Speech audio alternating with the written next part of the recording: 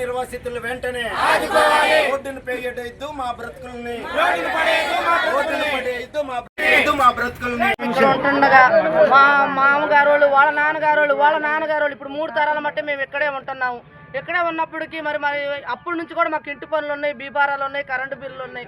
మా మామ వాళ్ళు చనిపోయిన సరే మరి మా పిల్లలు కూడా మేము ఇక్కడే ఉన్నాం కాబట్టి ఇప్పుడు మాకు న్యాయం జరగాలని మేము అడుగుతున్నాం. ఈ ఉండపలంగా వచ్చి 3 నెలల కింద మరి ఇక్కడ ఉన్న మా పంచాయతీ ఆఫీస్ తరఫున మరి అందులో ఉన్న ఈఓ గారు కానీ ఎంఆర్ఓ గారు కానీ ఇంకా మిగతా వాళ్ళ సభ్యులు వాళ్ళ పేర్లు మాకు సరిగ్గా తెలియదు కాబట్టి, మాకు చదువు లేదు కాబట్టి వచ్చి మా దగ్గర ఉన్న ప్రూఫ్లు మొత్తం తీసుకెళ్ళి మీకు న్యాయం చేస్తాము, రైలు వాళ్ళతో మేము మాట్లాడతాము అని చెప్పేసి న్యాయం చేస్తామని చెప్పేసి 1-10 సార్లు తిరిగినప్పుడు మేము నమ్మకంగా మాకు ఈ అవసరం ఉంది, మీకు పలానా దగ్గర ఇస్తున్నాము, మీకు ఇంత ప్యాకేజ్ ఇస్తున్నాము అనే పదము 4 నెలల నుంచి మా మాదిగ జాతి మా వర్గాన్ని నిద్ర లేకుండా చేస్తున్నటువంటి మీకు తగిన బుద్ధి చెప్పే విధంగా మేము కార్యాచరణ ఉంటుందనేది కూడా ఈ సందర్భంగా గుర్తు చేస్తూ గౌరవ మందా కృష్ణమాదిగ గారికి కొండపల్లి మున్సిపాలిటీ పరిధిలో 7వ వార్డు పరిధిలో ఆర్సీఎం కాలనీ రైల్వే గేటు వద్ద దళితులు గత 75 సంవత్సరాల నుంచి నివాసం ఉంటున్నారు.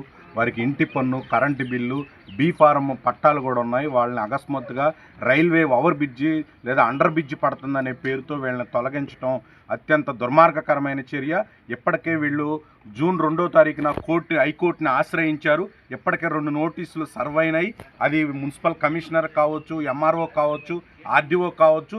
సాక్షాత్ గత ఆర్డీఓ చైతన్య కుమారు ఈ ప్రాంతాన్ని సందర్శించి ప్రతి ఇంటికి వెళ్ళి అమ్మ మీ రేకుల షెడ్డు అప్పుడు కట్టుకున్న దాని ప్రకారం 6 లక్షలు 7 లక్షలు ఉండొచ్చు, దానికి డబల్ వేసి మీకు ఇచ్చే బాధ్యత పూచి నాదని చెప్పి హామీ ఇచ్చి వీళ్ళ దగ్గర విఆర్ఓ ఎంఆర్ఓ బలవంతంగా వీళ్ళ దగ్గర ఉన్న ఆధారాలు, అది ఇంటి పన్ను కావచ్చు, కరెంటు బిల్లు కావచ్చు, లేదా లైక్ చేయండి, షేర్ చేయండి, సబ్స్క్రైబ్ చేయండి.